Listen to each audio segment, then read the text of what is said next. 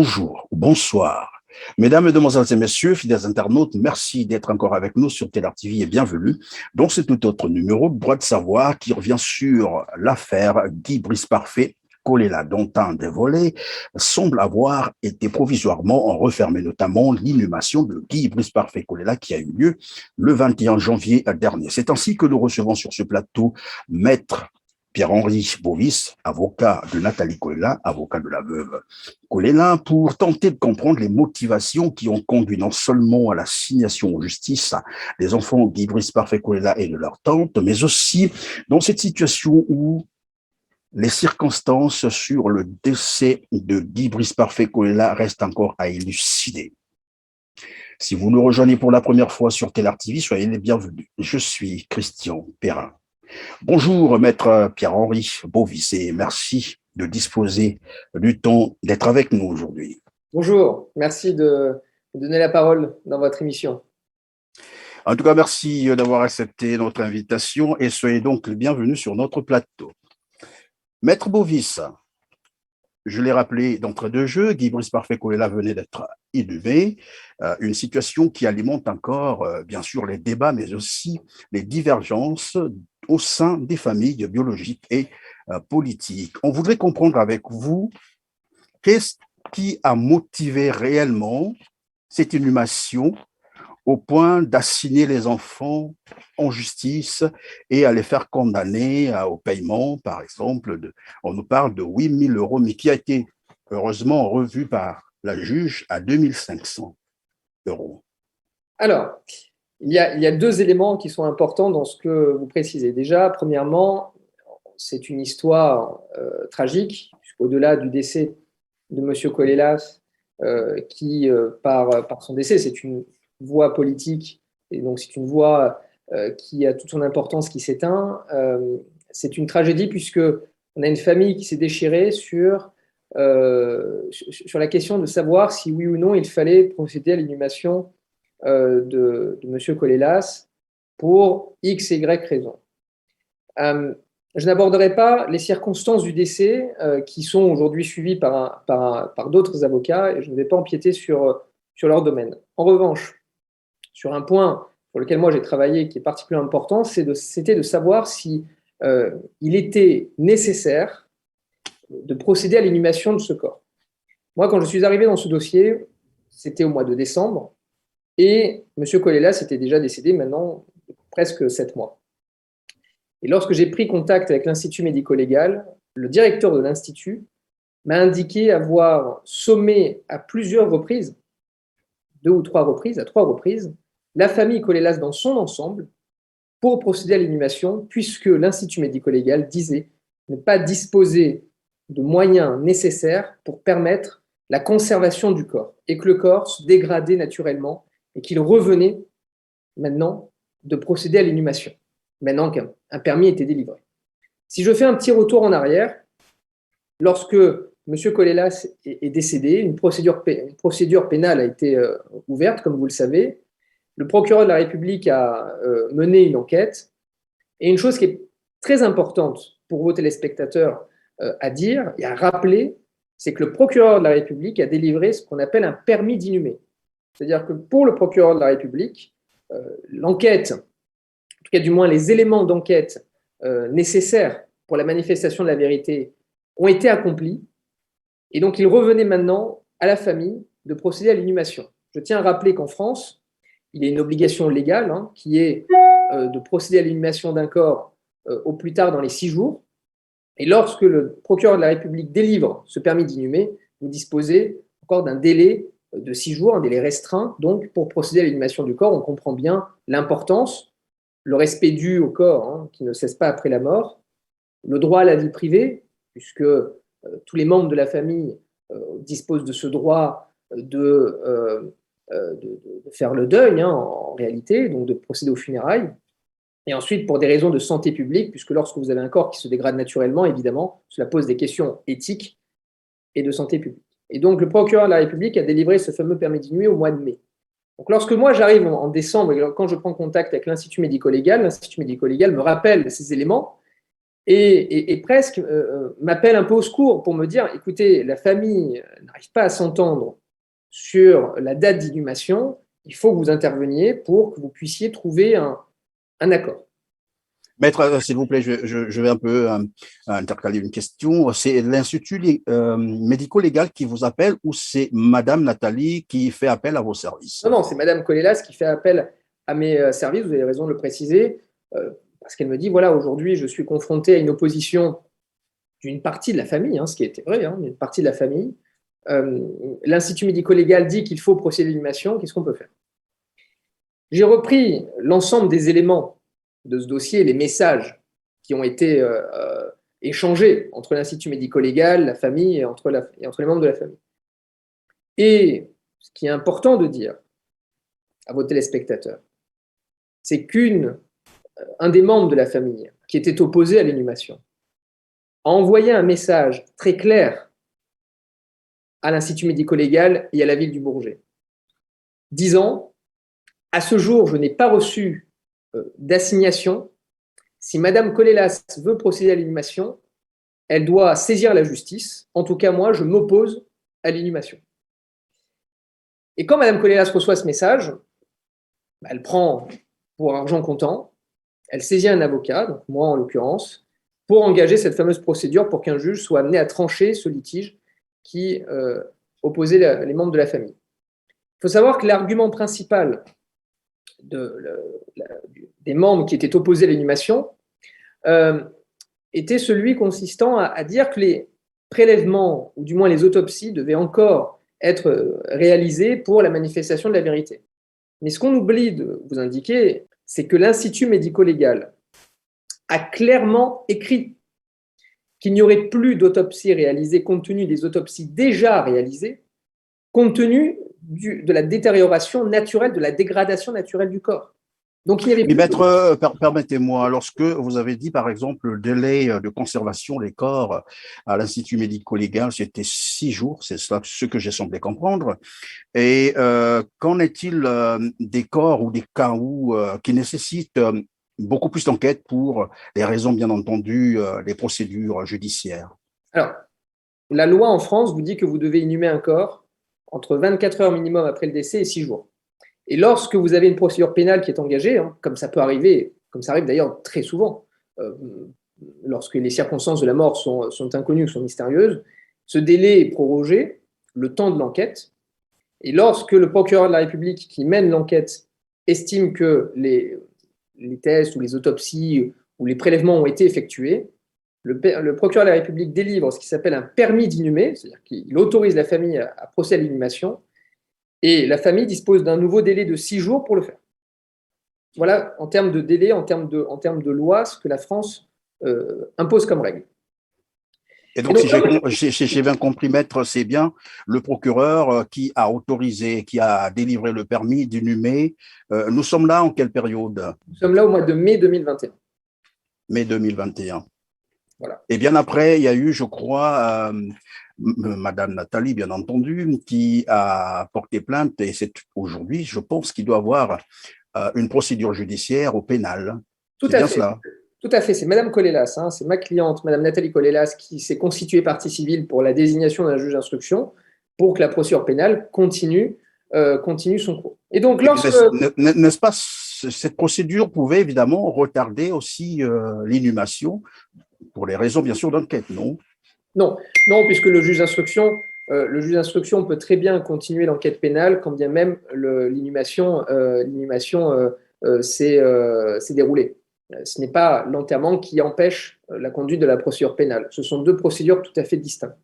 Peut-être même, j'ouvre d'ailleurs une parenthèse, à aucun moment les membres de la famille qui s'opposaient à l'inhumation n'ont justifié d'une demande adressée au juge d'instruction, par exemple, pour dire qu'effectivement une nouvelle demande d'autopsie avait été faite ou des nouveaux prélèvements, etc. Il n'y a jamais eu de telle demande faite par les autres membres de la famille.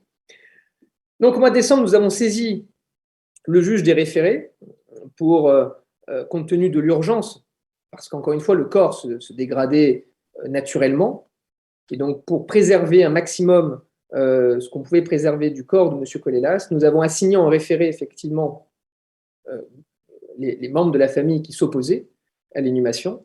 Et le juge des référés a tranché ce litige, très rapidement d'ailleurs, malgré les demandes un peu dilatoires de mes confrères, a tranché ce litige en ordonnant à Mme Colelas de procéder à l'inhumation dans un délai de 15 jours.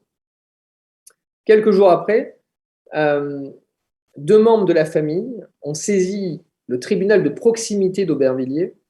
Donc, ce qui est d'ailleurs étonnant dans cette procédure, c'est que, et d'ailleurs j'ai eu ces questions-là, la logique aurait voulu qu'on fasse appel de la décision du juge des référés, ou du moins qu'on la conteste.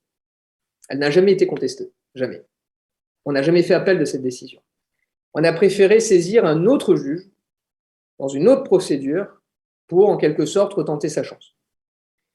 Le tribunal de proximité d'Aubervilliers a été saisi et nous sommes allés plaider, nous sommes allés soutenir ce dossier. Le tribunal de proximité a statué le jour même et a confirmé en tout point ce que le juge des référés avait décidé. Le lendemain, le 21 janvier, comme vous l'avez rappelé, l'inhumation était organisée, les funérailles étaient organisées puisque le tribunal de proximité avait statué. Le 21, les funérailles se sont organisées. Ma cliente est à Villepinte au lieu de la cérémonie, lieu des funérailles, et on tente de la joindre sans succès puisque son téléphone est éteint. Et à 13h, un membre de la cour d'appel, un greffier, appelle mon cabinet pour indiquer qu'à 14h, donc une heure après, une audience allait se tenir puisque un des membres de la famille, Gloria, une des filles de M. Colelas, a fait appel de la décision du tribunal de proximité. Pourquoi pas? Donc je suis allé, je me suis dépêché à 14h pour représenter Mme Colelas, qui était aux obsèques. Nous avons soutenu cet appel, nous avons plaidé le dossier. Et par rapport à la condamnation que vous avez indiquée, c'est particulièrement maladroit de la part de certains commentateurs, pas de vous, mais de certains commentateurs, de retenir que Mme Colelas a demandé la condamnation à hauteur de 8 000 €. Pourquoi? Parce qu'à aucun moment, Mme Colelas n'a pour intention de prendre le moindre centime à sa fille, que ce soit très clair. Maintenant, Mme Colelas est consciente aussi que sa fille n'agit pas librement et est persuadée que sa fille est aussi instrumentalisée par telle ou telle personne. Et comme cela aussi pouvait être valable pour Madame Nathalie, qui pourrait agir aussi avec une pression extérieure, pourquoi pas? Écoutez, après ça, c'est à la libre appréciation de chacun. En tout cas, ce qui est certain, c'est que vous avez 3 procédures, 3 magistrats différents, 3 décisions claires, limpides et similaires. Et à cette dernière audience, effectivement, nous avons dit que maintenant, il était assez d'enchaîner les procédures devant de nouveaux magistrats, d'engager des frais, puisqu'à chaque procédure entraîne des frais, entraîne des coûts de justice, pour, en fin de compte, garantir le respect dû à M. Colelas. C'était une affaire un peu sordide, glauque, une sorte de tragédie. Il fallait mettre fin. Et donc, permettez, maître. Je termine juste sur ce point parce que c'est très important. Je vous en prie. Et effectivement, la Cour d'appel a rendu une décision au terme de laquelle elle a condamné Gloria Colelas à la somme de 2 500 €, mais pour une raison très simple. Parce qu'elle a vu qu'en moins de 15 jours, 3 procédures avaient été engagées pour stopper, pour freiner l'inhumation d'un corps qui est inanimé depuis presque 1 an et qui repose à l'Institut médico-légal. Et donc, la Cour d'appel a voulu effectivement sanctionner sur le plan financier Gloria Colelas. Maintenant… Évidemment, maître, puisque c'est la question que je voulais vous poser, est-ce que Gloria, en tant que fille de Guy Blus Parfait Colelas, n'avait-elle pas droit, évidemment, de s'opposer pour les raisons de recherche de la vérité sur les circonstances de la mort de son père?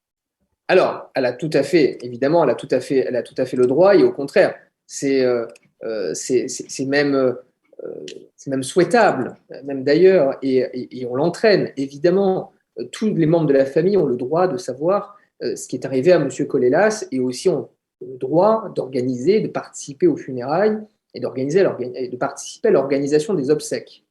Évidemment, là n'est pas la question. Les magistrats ont bien souligné aujourd'hui qu'il était indispensable de procéder à l'inhumation de M. Colelas, compte tenu de la durée.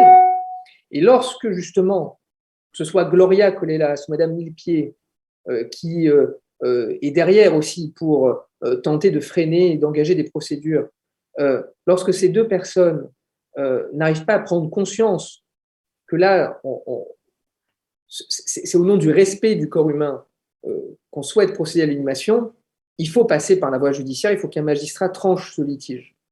Donc c'est tragique. Madame Colelas a été particulièrement affectée par ces procédures.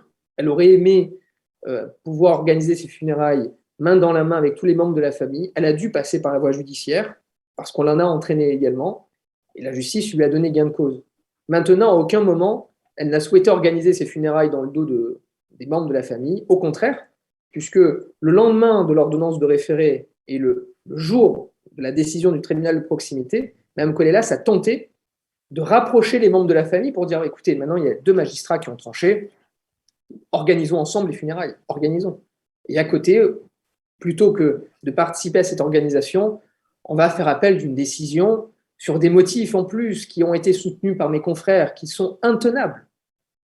Et donc, alors, parmi ces motifs, maître, permettez, parmi ces motifs, vous l'avez d'abord longtemps rappelé, vous avez longtemps insisté là-dessus, c'est d'abord le respect qu'on doit, bien entendu, à la personnalité de Guy Brice Parfait Colella, mais aussi la décomposition qui s'annonçait déjà du corps. J'ai bien envie de savoir, est-ce que l'Institut médico-légal n'est pas capable de conserver un corps pendant plus longtemps que cela? Alors, la réponse est clairement non. L'Institut médico-légal est effectivement compétent, dispose de moyens qui font partie d'ailleurs des moyens. L'Institut médico-légal de Paris fait partie des instituts en Europe qui disposent des moyens quasiment les plus perfectionnés. Maintenant, un corps humain ne peut pas être conservé pendant une éternité et surtout pendant plus de 6 mois, 5-6 mois. Déjà, lorsque vous avez la préservation d'un corps pendant 2-3 mois, 4 mois, on est déjà sur une longue durée. Là, on était presque sur 1 an. Donc, évidemment… oui, mais maître, pardonnez-moi, maître, vous venez de dire que l'Institut médico-légal de Paris est parmi ces instituts qui disposent des moyens techniques les plus perfectionnés, alors que nous savons que du côté de la Belgique, on a dû conserver un corps, celui d'Étienne Tshisekedi, pendant plus de 2 ans. Oui, mais comment l'Institut médico-légal n'a pas pu conserver ce corps plus d'1 an ou 2 ans? Oui, mais alors du coup, dans quelles circonstances et dans quel état? Vous savez, on peut préserver un corps pendant 1 an, 2 ans, mais dans quel état il se retrouve?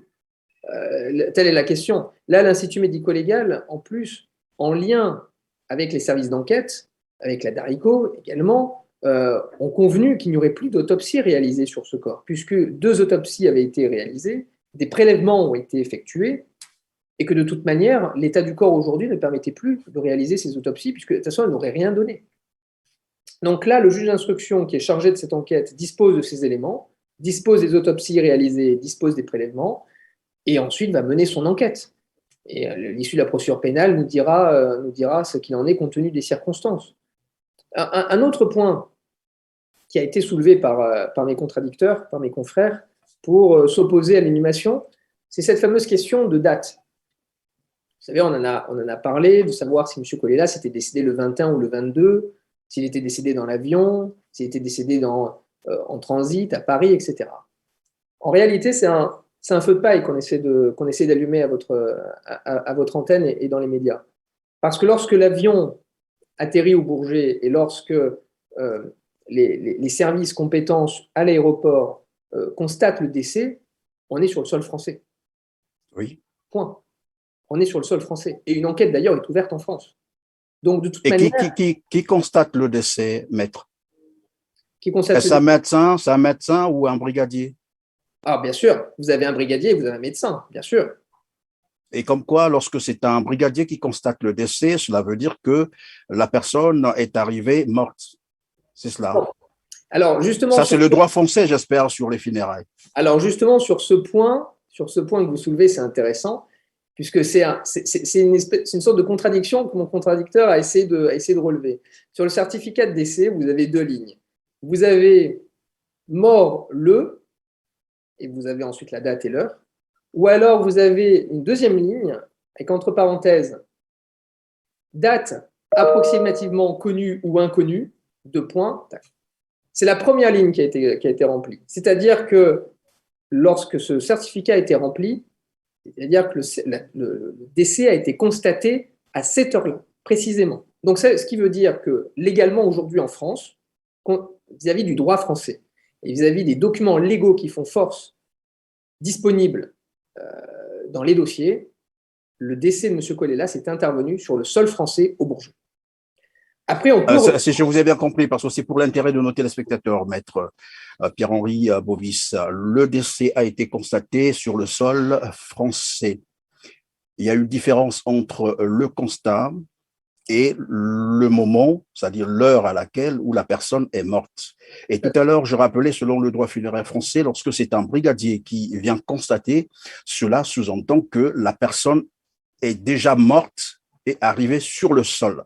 Sinon, s'il décède sur le sol, je dis bien s'il décède, ça veut dire qu'il arrive sur le sol, qu'est-ce que je dis, pardonnez-moi, sur le sol français et qu'il est encore vivant et qu'il coupe finalement le souffle, c'est un médecin qui devrait constater cela. Or, ici, nous avons le cas d'un brigadier qui a été dépêché pour venir à l'aéroport. Cela veut dire que ce brigadier était déjà conscient et savait qu'il y a un corps inanimé qu'on a amené, non? Non, mais déjà, qui vous dit qu'un médecin n'a pas constaté la mort? Qui me le dit? Mais parce que, évidemment, lorsqu'on fait le constat, la preuve, c'est que ce brigadier qui a constaté, et lorsqu'on demande à Madame Nathalie de signer le document comme quoi, disons le document sur lequel elle devait reconnaître que son mari venait de mourir de Covid, elle a refusé de signer. Non, là, Qui s'adressait à Madame Nathalie à l'instant? Là, je crois que c'est une version un peu édulcorée et un peu romancée de l'histoire, malheureusement, qui est faite. Madame Colelas a accompagné son époux depuis le Jusqu'à Congo, l'hôpital, oui. depuis le Congo dans un avion privé en compagnie de médecins qui tentaient de prendre soin justement de M. Colelas.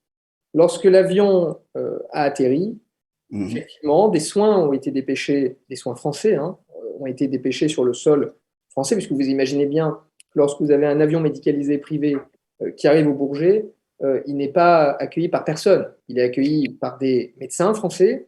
Maître, vous avez dit un avion médicalisé, donc l'avion qui a... Pardon, c'est une erreur de langage, un avion privé. Non, vous avez dit un avion médicalisé, donc l'avion qui a transporté M. Colella était médicalisé, c'est cela?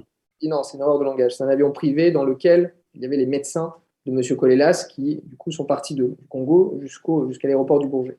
Et donc, sur l'aéroport du Bourget, sur le tarmac, évidemment, cet avion a été accueilli tant par des médecins et par des soins français que, effectivement, par la police, puisque nous sommes face à une personnalité politique étrangère et que cette personnalité politique est évidemment entourée. C'est la procédure classique, normale, qui se passe dans à peu près, enfin, dans n'importe quel cas d'ailleurs, d'une personnalité politique qui arrive sur le sol français pour être soignée. Ma question était très précise, maître, c'était de savoir, quand Guy Brice Parfait Colella arrive sur le sol français, c'est-à-dire quand l'avion atterrit, est-il encore vivant ou mort?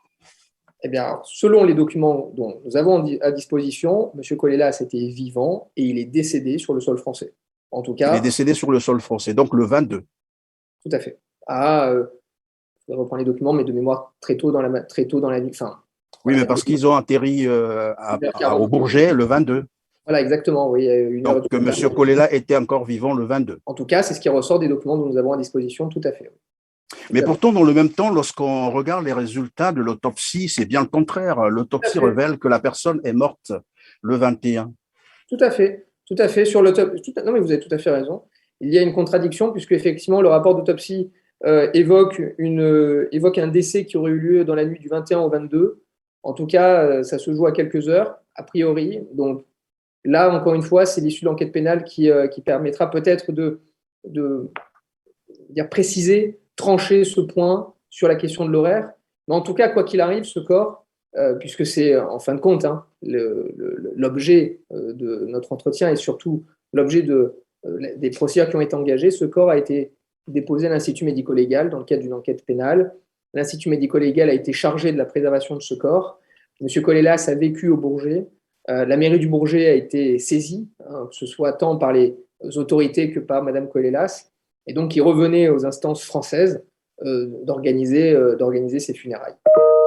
C'est la raison pour laquelle la justice a été saisie, c'est la raison aussi pour laquelle la justice a tranché à 3 reprises. C'est un peu ma curiosité.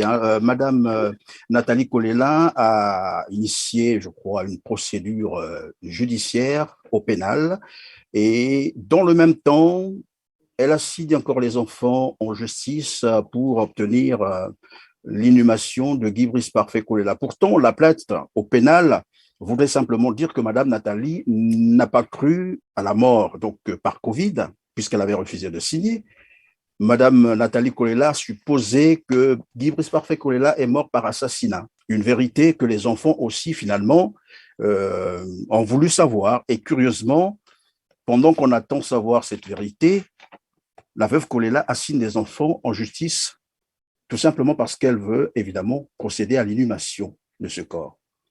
Et ma question, c'était aussi de savoir, puisque c'est double question, vous pourrez répondre, maître, lorsque le corps de Guy Brice Parfait Colella est à l'Institut médico-légal, tout à l'heure je posais la question de savoir jusqu'à sinon combien de temps cet institut pouvait conserver le corps, j'ai bien envie de savoir si Guy Brice Parfait Colella avait une assurance. Une assurance, c'est-à-dire sociale. Une assurance, pardon? Sociale. Assurance sociale. Alors, pour répondre à votre question, déjà sur les procédures engagées. Lorsque le procureur de la République émet ce permis d'inhumer, la famille pose la question de savoir si l'inhumation empêchera la poursuite des procédures pénales si un juge d'instruction est désigné. La réponse est très claire. Et d'ailleurs, encore aujourd'hui, je vous le redis, ce sont deux procédures distinctes. Et dès lors que des autopsies ont été réalisées, des prélèvements ont été effectués, a priori, le corps ne va pas changer, ne va pas se transformer, ne va pas muter. Donc ces prélèvements seront les mêmes que ceux qui pourront être faits postérieurement. Donc l'inhumation n'empêche pas la procédure pénale et ne freine pas et ne stoppe pas la procédure pénale. D'ailleurs, la preuve, M. Colelas a été inhumé le 21 janvier dernier, ce n'est pas pour autant que le juge d'instruction s'est dessaisi du dossier. Donc l'inhumation n'empêche pas, encore une fois, cette procédure pénale d'aboutir à la manifestation de la vérité sur les circonstances de la mort. Donc lorsque le procureur de la République émet ce permis d'inhumer au mois de mai, une date des funérailles, des obsèques est décidée par la famille. Et c'est Mme Millepied qui décide, qui demande en tout cas à Mme Colelas de lui laisser encore 15 jours pour tenter de voir ce qui serait possible de faire ou autre. En tout cas, lui demande un délai supplémentaire. Mme Colelas accepte, parce qu'on n'est plus à 15 jours près. Et ces 15 jours se transforment en 6 mois. Et ça, ce n'est pas possible et ce n'est pas convenable. Ce n'est pas convenable tant pour la mémoire de M. Colelas que pour le respect dû au corps humain. Et c'est parce que justement les mois ont duré, que les rapports avec l'Institut médico-légal se sont tendus, que Mme Colelas, malheureusement, est arrivée au dernier stade de devoir saisir la justice pour qu'un juge soit amené à trancher sur la question de savoir si oui ou non il fallait inhumer son défunt mari. Et la justice, encore une fois, a tranché. Concernant les frais, encore une fois, Mme Colelas a refusé que Gloria Colelas verse le moindre centime, puisqu'il n'était pas question, ce n'est pas une histoire d'argent, encore une fois, c'est une histoire de morale, d'éthique. Et ensuite, sur le reste, en tout cas, M. Colelas n'a pas exprimé de dernière volonté, en tout cas pas à ma connaissance et pas à ce qui ressort du dossier. Et il revenait du coup à la personne la mieux qualifiée, la plus qualifiée, ce qu'on appelle en droit français, à procéder à l'inhumation de ce corps. Et le droit français est constant sur ce point. C'est la Cour de cassation qui vous le rappelle. C'est une jurisprudence qui est constante. Parce que dès lors que le défunt a eu une relation longue durée avec son épouse, qui a été officialisée, par exemple, par les liens du mariage, et que cette union a duré suffisamment longtemps, alors la personne la plus qualifiée est l'époux. Donc, en l'occurrence, ici, Mme Colelas. Non, le problème, c'est que lorsque je posais la question de savoir si M. Colella est assuré, c'est parce qu'à un moment donné, vous avez semblé me dire que l'Institut médico-légal commençait un peu à être embêté de continuer à conserver ce corps. Et lorsque je sais aussi que le statut de l'Institut médico-légal, c'est comme un hôpital, donc capable de conserver, et puis, bien sûr, hein, trouver son compte dans l'assurance sociale. Pourquoi est-ce que le fait de rester longtemps dans cet institut pouvait gêner l'Institut médico-légal? Justement, et c'est un point d'ailleurs que vous soulevez qui est intéressant, c'est que là, on n'est pas sur une histoire d'argent, là, on est vraiment sur une histoire d'éthique et sur une histoire de santé publique, puisque le corps se dégradait sérieusement. On n'en est presque, on n'en est pas du tout, si vous voulez, à salir la mémoire de M. Colellas et à diffuser et à prendre des photos de l'état du corps de M. Colellas au jour où il a été inhumé, mais le corps s'est dégradé malheureusement. En fait, dans quel état vous avez retrouvé le corps? On nous parle des yeux, des quelques organes qui auraient... Écoutez, je ne vais pas entrer dans ces détails sordides, mais en tout cas, ce que je peux vous dire, c'est que le corps était sérieusement dégradé, par raison naturelle malheureusement. Parce que, comme je vous le dis, effectivement, selon les circonstances du décès, selon les causes, selon les procédures, vous pouvez effectivement conserver des corps plus ou moins longtemps. Mais là, en tout cas, dans le cas de M. Colellas, le corps se dégradait naturellement en dépit des produits. C'était dû à quoi? C'était dû à quoi exactement? C'était dû à quoi exactement? Si les autres corps peuvent être gardés longtemps, celui de M. Colella, pas possible. Qu'est-ce qui s'est passé exactement? Je vous dis, tout dépend des circonstances du décès, notamment des circonstances naturelles, des virus qui peuvent aussi contaminer les corps, des bactéries. Vous savez, le corps humain, malheureusement, c'est une machine très complexe qui est assez unique en son genre. Chaque individu est différent, chaque individu aussi réagit différemment aux conditions, comme je vous dis, aux virus, aux bactéries. Donc après, il y a une dégradation naturelle qui se poursuit et les produits qu'on injecte dans les corps pour tenter de les préserver fonctionnent plus ou moins bien selon les corps également. Là, après, on rentre dans des considérations très scientifiques. En tout cas, tout ce que je peux vous indiquer, c'est que le corps de M. Colella s'était dégradé naturellement et qu'il revenait maintenant de procéder à cette inhumation. Comme quoi, il n'était pas vraiment compatible à cette méthode de conservation. C'est ce que j'ai semblé comprendre. Mais est-ce que Madame Nathalie Colella ne vous a pas parlé des dernières volontés de Guy Brice Parfait Colella? Tout à l'heure, je vous ai entendu dire qu'il n'y en a pas eu. Effectivement. En tout cas, j'entends sur les dernières volontés, j'entends précisément sur les circonstances dans lesquelles il voulait être inhumé, parce que c'était la question. En réalité, un des magistrats les magistrats ont posé la question autant à Madame Colellas, qui est la fille, qu'à Gloria Colellas ou à Madame Millepied, et aux avocats. En tout cas, mes contradicteurs, donc les avocats de Madame Gloria Colellas et Madame Millepied, n'ont pas spécifié, si vous voulez, de volonté, de dernière volonté particulière. Et moi, de mon côté, en tout cas, je n'ai pas reçu d'indication particulière sur ce point. Et donc, il a été inhumé selon un rite qui a été convenu d'un commun accord. Et d'ailleurs, ce qui est intéressant peut-être de noter, c'est que lors des 2 dernières audiences, devant le tribunal de proximité, devant la cour d'appel, Madame Gloria Colellas ne s'est plus opposée au principe de l'inhumation.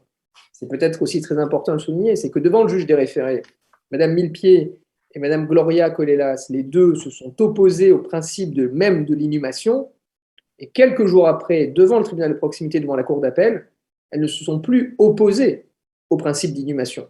Elles se sont opposées à la date. Comprendra qui comprendra. Alors, Maître Bovis, vous dites qu'il n'y avait pas de dernière volonté et Madame Nathalie ne vous a pas fait part de cela. Pourtant, nous savons également, en fait, selon les informations que nous avons reçues, Monsieur Guy Brice Parfait Colella aurait dit qu'à sa mort, il ne souhaiterait pas que son frère Landry Colella et sa sœur Théodorine Colella viennent assister à ses funérailles. Mais aussi, il avait souhaité être enterré à Kinkala dans sa circonscription électorale. Madame Nathalie Colella ne vous l'a pas dit. Écoutez, si vous étiez dans l'avion et que vous l'avez entendu dire, moi, je n'y étais pas en tout cas. Revenons donc sur les audiences en référé. Et là, nous avons noté quelque chose, moi je trouverais de particulier, parce que il est dit dans cette assignation que Guy Brice Parfait Colella était l'opposant principal à Denis Christelle Sassou Nguesso. Or, nous savons que Denis Christelle Sassou Nguesso, c'est le fils cadet du président actuel du Congo-Brazzaville. Est-ce que ça a été une erreur de frappe et pourquoi avoir cité Denis Christelle Sassou Nguesso alors que son père est bien connu, il est là pratiquement depuis 30 ans au pouvoir et tout le monde le connaît? Non, bien sûr, vous avez tout à fait raison. C'est une erreur c'est une erreur de reproduction, hein, tout à fait. Une erreur de reproduction. Madame Nathalie Colina avait refusé de, je vous l'ai dit, hein, d'entrée de jeu, elle avait refusé de signer le document dans lequel elle devait reconnaître que son mari est mort de Covid et le 22. Ce qui a d'ailleurs suscité cette procédure au pénal que elle a initiée. Et curieusement, lorsqu'on lit l'assignation, bien entendu, l'assignation revient finalement sur la date du 22 et sur la cause du décès. On parle de Covid.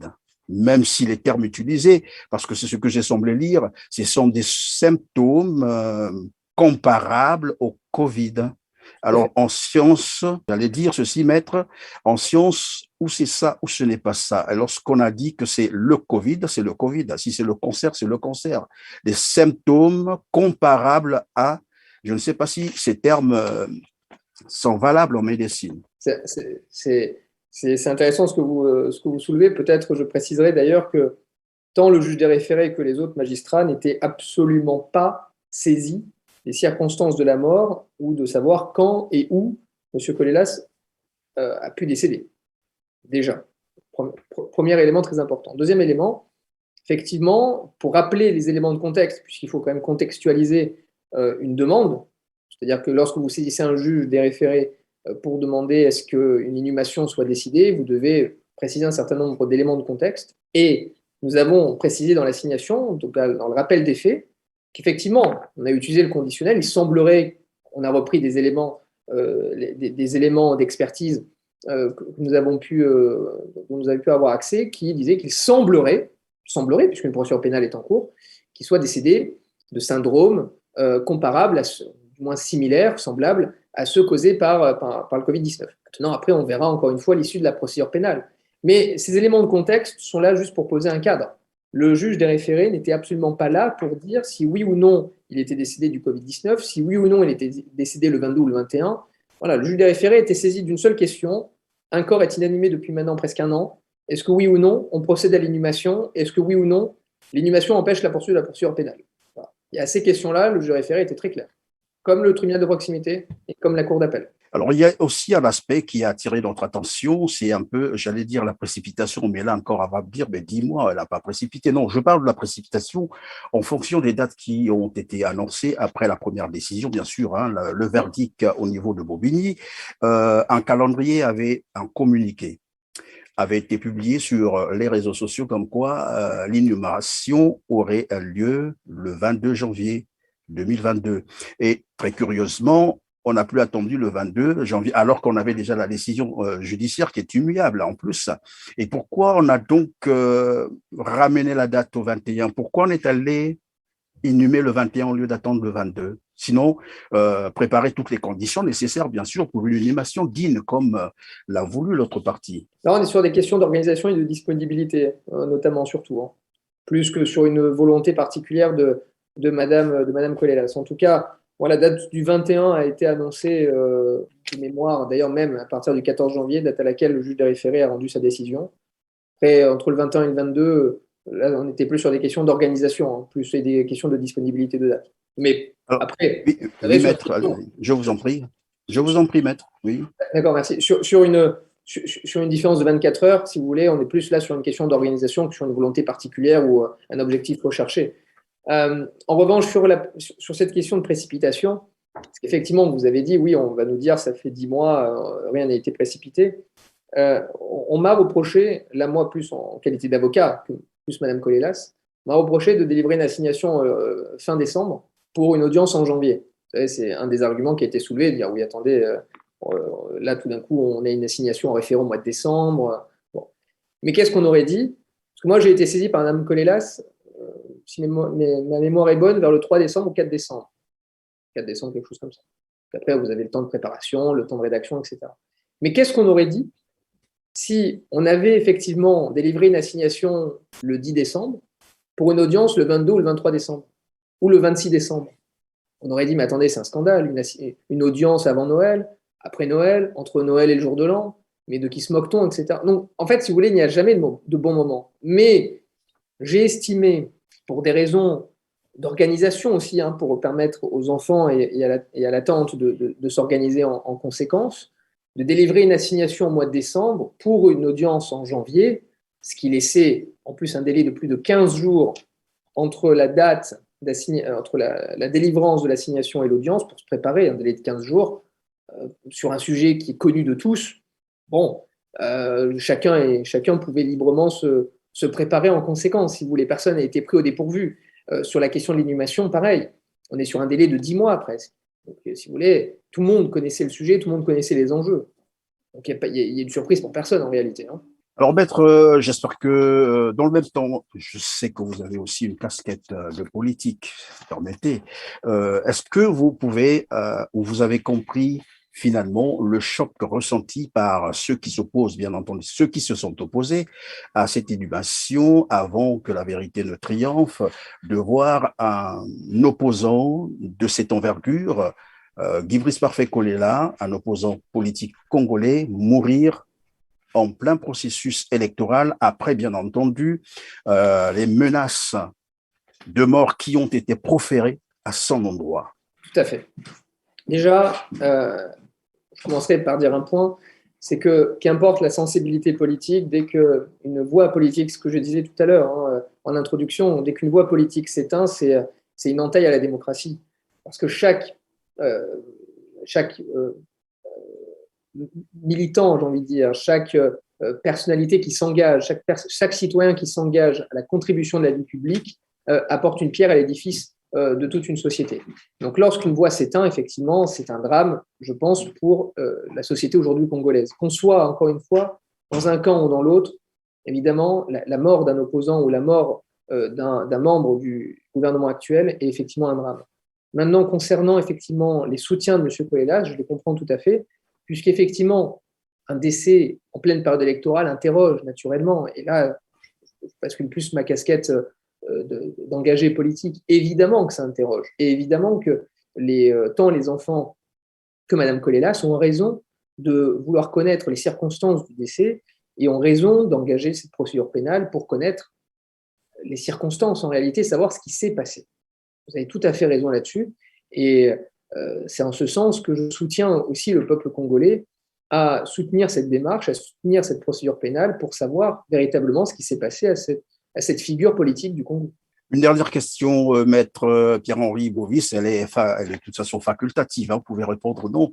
Nous apprenons également que Madame Nathalie Kolela a déposé son dossier, elle a déposé son dossier de candidature pour les élections locales de mars prochain au Congo-Brazzaville et elle l'a fait la veille même de l'enterrement de son époux, Guy Brice Parfait Kolela. Êtes-vous informé de cela?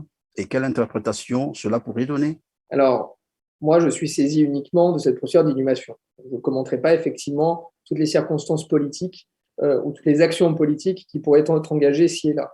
En tout cas, ce que je peux vous dire concernant Mme Kolelas, c'est que depuis que je la connais personnellement, parce que je connaissais la famille Kolelas déjà avant par réputation, mais depuis que je connais Mme Kolelas plus intimement, jusqu'à encore hier, quand je l'ai vue à mon bureau, c'est une femme terriblement peinée et terriblement abattue qui est aujourd'hui, qui était devant moi.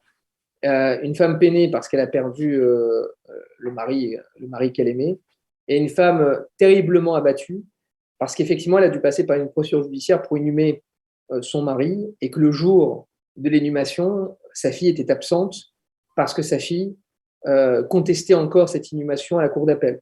Et qu'elle aurait préféré, qu'elle aurait évidemment aimé que cette fille, que Gloria, soit présente à ses côtés pour inhumer Monsieur Kolelas. Et je pense qu'elle va mettre un très long moment à s'en remettre.